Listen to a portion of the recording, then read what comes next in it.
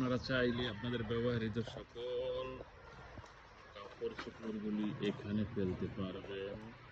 এখান থেকে নিয়ে তারা মানবাধিকার কল্যাণে বিভিন্ন জায়গায় বিক্রিও করে থাকেন।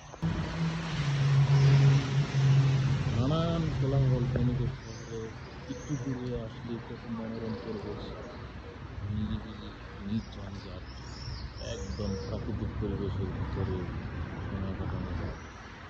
এই পার্কের মধ্যে রয়েছে বিভিন্ন ধরনের খেলনা ছোটদের জন্য এবং পাশে রয়েছে একটি পানির কল, যে পানির কল থেকে আপনি এই পানি নিয়ে পানও করতে পারবেন। এটা একটি বাথরুম, কিন্তু এখন তালা বদ্ধ আছে।